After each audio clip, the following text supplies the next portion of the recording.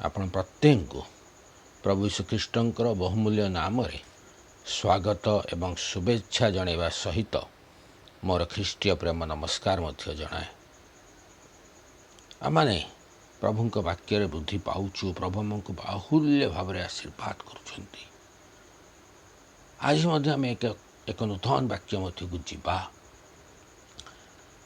ଆଜି ଯେଉଁ ବିଷୟ ପ୍ରଭୁ ଆମକୁ କହିବାକୁ ଚାହାନ୍ତି ତାର ପ୍ରସଙ୍ଗଟି ହେଲା ଦାୟିତ୍ୱରୁ ଲୁଚିବା ନାହିଁ।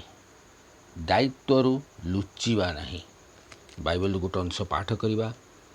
ପ୍ରଥମ ସାମୁଏଲ 10 ପର୍ବ ତାର 22 ପଦ। ପ୍ରଥମ ସାମୁଏଲ 10 ପର୍ବ ତାର 22 ପଦ। ଏଠାରେ ଏପରି ଲେଖାଯାଏ, ଏ ନିମନ୍ତେ ସେମାନେ ପୁନର୍ବାର ସଦାପ୍ରଭୁଙ୍କୁ ପଚାରିଲେ କି ଆଉ କୌଣସି ଲୋକ ଏଠାକୁ ଆସିବାର ଅଛି? ତହିଁରେ ସଦାପ୍ରଭୁ ଉତ୍ତର କଲେ, ଦେଖ, ସେ ସାମଗ୍ରୀ ମଧ୍ୟରେ ଆପଣାକୁ ଲୁଚାଇ ଅଛି। ଏଠାରେ କାହା ବିଷୟରେ କୁହାଯାଉଛି? ଯଦି 17 ପଦ ଆମେ ପାଠ କରୁ, ସେଠାରେ ଦେଖୁ ଏହାର ହେଡ଼ିଂ ହେଉଛି ସାଉଲ ରାଜା ରୂପେ ଘୋଷିତ। ଇସ୍ରାଏଲୀ ମାନେ ପ୍ରଭୁଙ୍କ ନିକଟରେ ଏକ ଦାବି ବା ଏକ ଡିମାଣ୍ଡ ରଖିଥିଲେ। ସେମାନଙ୍କର ଦାବି ଥିଲା, ଅନ୍ୟ ଦେଶମାନଙ୍କ ପରି ଆମ ଦେଶ ନିମନ୍ତେ ମଧ୍ୟ ଏକ ରାଜା ଦରକାର। ପରମେଶ୍ୱର ଇସ୍ରାଏଲୀମାନଙ୍କ ଏହି ଦାବି ବା ଡିମାଣ୍ଡରେ ଖୁସି ନଥିଲେ। ତଥାପି ପରମେଶ୍ୱର ସେମାନଙ୍କର ଦାବି ଅନୁସାରେ ଏକ ରାଜା ସେମାନଙ୍କୁ ଦେବା ନିମନ୍ତେ ପ୍ରସ୍ତୁତ ଥିଲେ। ସେଥିପାଇଁ ସାମୁଏଲ ଭବିଷ୍ୟତ ବକ୍ତା ଲୋକମାନଙ୍କୁ ଏକତ୍ର କରୁଛନ୍ତି। କାରଣ କେଉଁ ବଂଶରୁ କେଉଁ ଗୋଷ୍ଠୀରୁ କାହାକୁ ରାଜା କରିବେ ସେଥି ନିମନ୍ତେ ନିର୍ଣ୍ଣୟ ନିଆଯିବ। ଏଥିପାଇଁ ଗୁଳିବାଣ୍ଟ କରାଗଲା ଏବଂ ଏହି ଗୁଳିବାଣ୍ଟରେ କିସର ପୁତ୍ର ସାଉଲଙ୍କର ନାମ ବାହାରିଲା। ତାପରେ ସମସ୍ତ ଲୋକ ସାଉଲଙ୍କୁ ଖୋଜୁଛନ୍ତି। ସେମାନେ ସାଉଲଙ୍କୁ ପାଉନାହାନ୍ତି। ତେଣୁ ସେମାନେ ପ୍ରଶ୍ନ କରୁଛନ୍ତି, ସଦାପ୍ରଭୁଙ୍କୁ ପଚାରୁଛନ୍ତି, ଆଉ କୌଣସି ଲୋକ ଏଠାକୁ ଆସିବାର ଅଛି କି? ସଦାପ୍ରଭୁ ଉତ୍ତର ଦେଉଛନ୍ତି, ଦେଖ, ସେ ସାମଗ୍ରୀ ଭିତରେ ନିଜକୁ ଲୁଚାଇ ଅଛି। ସଦାପ୍ରଭୁ କହନ୍ତି, ତୁମମାନଙ୍କ ନିମନ୍ତେ ଯେଉଁ ବ୍ୟକ୍ତି ନୂତନ ଭାବରେ ରାଜା ହେବେ ସେଠାରେ ଅଛନ୍ତି, କିନ୍ତୁ ନିଜକୁ ଲୁଚେଇଛନ୍ତି।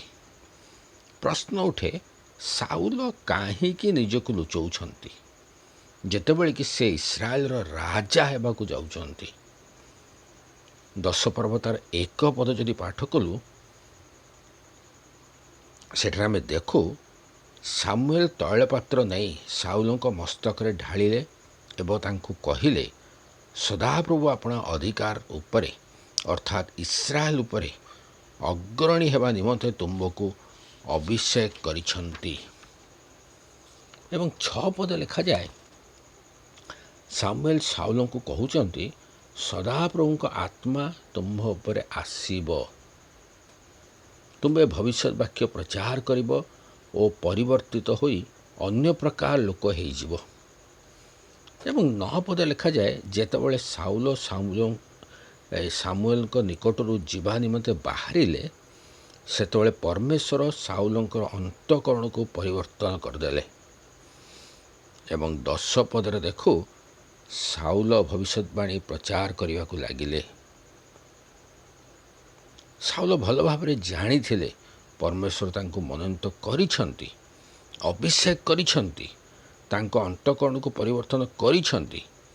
ସେ ଭବିଷ୍ୟବାଣୀ ପ୍ରଚାର କରିପାରୁଛନ୍ତି। କିନ୍ତୁ ଯେତେବେଳେ ସମୟ ଆସିଲା, ସମଗ୍ର ଇସ୍ରାଏଲମାନଙ୍କ ସମ୍ମୁଖରେ ରାଜାଙ୍କର ନାମ ଘୋଷଣା ହେବ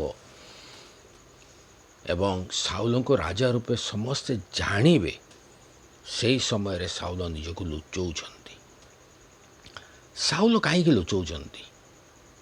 ସେ କ'ଣ ଭାବୁଛନ୍ତି ଯେ ସେ ଲୁଚିଲେ ସଦାପ୍ରଭୁ ତାଙ୍କୁ ଦେଖିପାରିବେ ନାହିଁ? ତାଙ୍କ ମନରେ ଏକ ଡର, ଏକ ଭୟ ଅଛି। ସେ ନିଜକୁ ଅଯୋଗ୍ୟ ଭାବୁଛନ୍ତି। ଏତେ ବଡ଼ ଦାୟିତ୍ୱ ନେବା ନିମନ୍ତେ ସେ ପ୍ରସ୍ତୁତ ନୁହନ୍ତି, ଏହା ସେ ଭାବୁଛନ୍ତି। କିନ୍ତୁ ସେଠାରୁ ତାଙ୍କୁ ବାହାର କରାଯାଏ ଏବଂ ସେ ତାଙ୍କୁ ଇସ୍ରାଏଲର ପ୍ରଥମ ରାଜା କରାଯାଏ। ଆଜି ଆମମାନେ ନିଜକୁ ପ୍ରଶ୍ନ କରିବା, ଆମେ କାହିଁକି ଲୁଚୁଛୁ? ଆମେ ଜାଣୁ ପରମେଶ୍ୱର ନିଜର ଏକମାତ୍ର ପୁତ୍ରଙ୍କୁ ଜଗତକୁ ଆମମାନଙ୍କ ନିମନ୍ତେ ପ୍ରେରଣ କଲେ। ପୁତ୍ର ମଧ୍ୟ ନିଜର ଜୀବନ ଆମ ନିମନ୍ତେ ଉତ୍ସର୍ଗ କରିଦେଲେ, କାରଣ ଆମମାନେ ଉଦ୍ଧାର ପାଉ। ଆମମାନେ ପବିତ୍ର ଆତ୍ମାଙ୍କ ଦାନକୁ ପାଇଲୁ, ଆମମାନେ ଉଦ୍ଧାର ପାଇଲୁ, ଆମମାନେ ସେଇ ଅଭିଷେକକୁ ପାଇଛୁ, ଆମମାନେ ବାକ୍ୟରେ ମଧ୍ୟ ବୃଦ୍ଧି ପାଉଛୁ। ଏ ସମସ୍ତ ଆମମାନେ ବ୍ୟକ୍ତିଗତ ଭାବରେ ପାଇଛୁ। କ'ଣ ଆମେ ପ୍ରଭୁଙ୍କର ଲୋକମାନଙ୍କ ନିମନ୍ତେ କିଛି କରୁଛୁ? এই ଜଗତରେ ପ୍ରଭୁଙ୍କର ପରିଚୟ ପାଇଥିବା ପ୍ରତ୍ୟେକ ଲୋକ ହେଉଛନ୍ତି ପ୍ରଭୁଙ୍କ ଲୋକ। ଆମେ ଅନ୍ୟମାନଙ୍କ ନିମନ୍ତେ କିଛି କରୁଛୁ କି? ଆମେ ଜାଣୁ, ବାକ୍ୟ ଆମକୁ ଶିଖାଏ, ପ୍ରତିବାସୀକୁ ଆତ୍ମତୁଲ୍ୟ ପ୍ରେମ କର, ଅନ୍ୟର ସେବା କର। ଆମକୁ ଜଣାଯାଏ ଯେ ଅନ୍ୟମାନଙ୍କ ନିମନ୍ତେ ଆମକୁ ଜଣେ ଜଣେ ଆଶୀର୍ବାଦର କାରଣ ହେବା ଦରକାର। ଏ ସମସ୍ତ ବିଷୟ ଆମକୁ ଜଣା, କିନ୍ତୁ ଆମେ କିଛି କରୁନାହୁଁ। ଏହାର ଅର୍ଥ ଆମେ ନିଜକୁ ଲୁଚଉଛୁ। ଅନେକ ସମୟରେ ଆମେ ଭାବୁ ଏ ସମସ୍ତ କରିବା ନିମନ୍ତେ ଆମର ଯୋଗ୍ୟତା ନାହିଁ, ଆମେ ଆଶୀର୍ବାଦ ପାଇନାହୁଁ, ଆମେ ଅଭିଷିକ୍ତ ବ୍ୟକ୍ତି ନାହୁଁ। ଏହି ପ୍ରକାର ଚିନ୍ତା ଗୁଡ଼ିକ ନିଜ ହୃଦୟ ମଧ୍ୟ ରଖି ଆମେ ନିଜକୁ ଲୁଚଉଛୁ। ଅନେକ ସମୟରେ ଆମେ ଅନେକ ବାହାନା ମଧ୍ୟ କରିଥାଉ। ଆମ ପାଖରେ ସମୟ ନାହିଁ, ଆମ ପାଖରେ ସମ୍ବଳ ନାହିଁ, କିନ୍ତୁ ଆମକୁ ଜଣା ପ୍ରଭୁଙ୍କ ରାଜ୍ୟ ନିମନ୍ତେ ଆମକୁ କିଛି ନା କିଛି କରିବାକୁ ହେବ। ସେଥି ନିମନ୍ତେ ପ୍ରଭୁ ଆମକୁ ମନୋନୀତ କରି ପୃଥକ କରିଛନ୍ତି, କିନ୍ତୁ ଆମେ ସାଉଲଙ୍କ ପରି ଲୁଚୁଛୁ। ମନେ ରଖିବା, ଆମେ ଯେତେ ଲୁଚିଲେ ମଧ୍ୟ ପ୍ରଭୁ ଆମକୁ ଦେଖୁଛନ୍ତି, ଆମକୁ ସମୟ ଦେଉଛନ୍ତି କିଛି କରିବା ନିମନ୍ତେ। ଆମେ ବାହାରକୁ ବାହାରିବା, ଅନ୍ୟକୁ ପ୍ରଭୁଙ୍କର ବିଷୟରେ ଜଣେଇବା, ଆମର ମୁଖ୍ୟ ଦାୟିତ୍ୱ ଅନ୍ୟକୁ ଜଣେଇବା। ସେଥିରୁ ବା ଦାୟିତ୍ୱରୁ ଆମେ ଲୁଚିବା ନାହିଁ। ପ୍ରଭୁ ଆମମାନଙ୍କୁ ଜଗତରେ ରଖିଛନ୍ତି କିଛି ଉଦ୍ଦେଶ୍ୟ ପାଇଁ। ସେ ଚାହାନ୍ତି ଯେ ଆମମାନେ ଯେଉଁ ଆଶୀର୍ବାଦ ଗୁଡ଼ିକୁ ପାଇଛୁ, ଆମେ ଯେଉଁ ପ୍ରଭୁଙ୍କ ପ୍ରେମ ବିଷୟରେ ଜାଣିଛୁ, ତା ଅନ୍ୟକୁ ଜଣେଇବା ଦରକାର। ଆମେ ଯେଉଁ ସେବା ପ୍ରଭୁଙ୍କ ଠାରୁ ପାଇଛୁ, ଯେଉଁ ସେବା ବିଷୟରେ ଆମେ ପାଠ କରିଛୁ, ପ୍ରଭୁ ଯେଉଁ ଜଗତରେ ଥିବା ସମୟରେ ଯେଉଁ ପ୍ରକାର ସେବା ଅନ୍ୟମାନଙ୍କୁ ଦେଲେ, ସେଇ ସେବାକୁ ଆମେ ପାଠ କରିଛୁ। ଏବଂ ଆମମାନେ ସମସ୍ତେ ଉତ୍ତମ ସମୀରଣର କାହାଣୀ ଶୁଣିଛୁ। ପ୍ରଭୁ ଦୃଷ୍ଟାନ୍ତ ମାଧ୍ୟମରେ ଆମକୁ କଥା କହିଛନ୍ତି ଏବଂ ପ୍ରଭୁ ଚାହାନ୍ତି ତୁମ୍ଭେମାନେ କର, ଆମମାନେ କରୁ।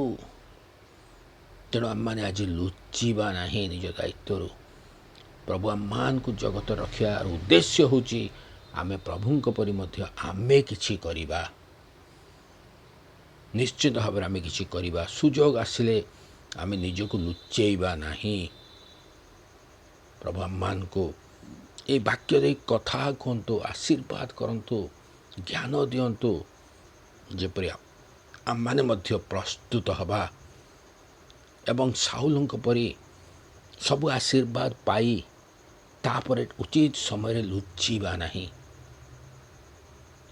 ଆମେ ଯାହା ପାଇଛୁ ଅନ୍ୟମାନଙ୍କୁ ମଧ୍ୟ ଜଣେଇବା। ପ୍ରଭୁ ଆମ ପ୍ରତ୍ୟେକଙ୍କୁ ଆଶୀର୍ବାଦ କରନ୍ତୁ। ଆସନ୍ତୁ ପ୍ରାର୍ଥନା କରିବା। ଧନ୍ୟବାଦର ଆଗରେ ଏକମାତ୍ର ପିତା, ଧନ୍ୟବାଦ ଦେଉଛୁ ସୁନ୍ଦର ସମୟ ପାଇଁ। ଧନ୍ୟବାଦ ଦେଉଛି ପ୍ରଭୁ ସୁନ୍ଦର ବାକ୍ୟ ପାଇଁ। ହଁ ପ୍ରଭୁ, ତୁମେ ସବୁ ପ୍ରକାର ଆଶୀର୍ବାଦ କଲ ସାଉଲଙ୍କୁ। ପ୍ରଭୁ, ସେ ପରିବର୍ତ୍ତନ ହେଲେ, ସେ ଭବିଷ୍ୟବାଣୀ କହିଲେ, ତାଙ୍କର ଜ୍ଞାନ ବୃଦ୍ଧି ସବୁ ପ୍ରଭୁ ପରିବର୍ତ୍ତ ହୋଇ ସେ ଜଣେ ଉତ୍ତମ ବ୍ୟକ୍ତି ହୋଇପାରିଲେ। କିନ୍ତୁ ପ୍ରଭୁ ଯେତେବେଳେ ଠିକ୍ ସମୟ ଆସୁଛି ଦାୟିତ୍ୱ ନେବା ନିମନ୍ତେ, ସେ ନିଜକୁ ଲୁଚଉଛନ୍ତି। ହଁ ପ୍ରଭୁ, ଆମେମାନେ ମଧ୍ୟ ସେୟା କରୁଛୁ। ତୁମର ବାକ୍ୟକୁ ଅଧ୍ୟୟନ କରିଛୁ, ତମେ ଦେଇଥିବା ଶିକ୍ଷା ଗୁଡ଼ିକୁ ଜାଣିଛୁ। ତମେ ଯେଉଁ ଆଜ୍ଞା ଗୁଡ଼ିକ ଆମକୁ କହିଛ କରିବା ପାଇଁ ଆମେ ଜାଣିଛୁ। ତୁମଠାରୁ ଆଶୀର୍ବାଦ ଆମେ ପାଇଛୁ। ତଥାପି ପ୍ରଭୁ, ଯେତେବେଳେ କିଛି କରିବା ନିମନ୍ତେ ସୁଯୋଗ ଆମକୁ ମିଳେ, ଆମେ ନିଜକୁ ଲୁଚେଇ ଥାଉ। ଆମକୁ କ୍ଷମା ଦିଅ ପ୍ରଭୁ, କ୍ଷମା ଦିଅ। ଏ ବାକ୍ୟ ଦ୍ୱାରା ଶିକ୍ଷା ଦିଅ, ଯେପରି ଆମମାନେ ନିଜକୁ ନ ଲୁଚେଇ ଆମେ ଉଚିତ ସମୟରେ ବାହାରକୁ ବାହାରିବା ଏବଂ ତମେ ଦେଇଥିବା ଆଜ୍ଞାକୁ ଆମେ ସଫଳ କରିବା, ଅନ୍ୟମାନଙ୍କ ନିମନ୍ତେ କିଛି କରିବା ଏବଂ ବିଶେଷ ଦାୟିତ୍ୱ ଯେଉଁ ତୁମମାନଙ୍କୁ ଦେଇଛ ପ୍ରଭୁ, ଅନ୍ୟମାନଙ୍କ ନିକଟରେ ସୁସମାଚାର ଘୋଷଣା କରିବାକୁ ଆମେ ନିଜକୁ ଲୁଚେଇବା ନାହିଁ ପ୍ରଭୁ, ଲୁଚେଇବା ନାହିଁ। ଆମେ ସୁସମାଚାର ଘୋଷଣା କରିବା। ସେହି ପ୍ରକାର ଜ୍ଞାନ ବୁଦ୍ଧି ଆମମାନଙ୍କୁ ପ୍ରଦାନ କର। ଗୌରବ ସମ୍ଭ୍ରମ କେବଳ ତୁମରି ହେଉ।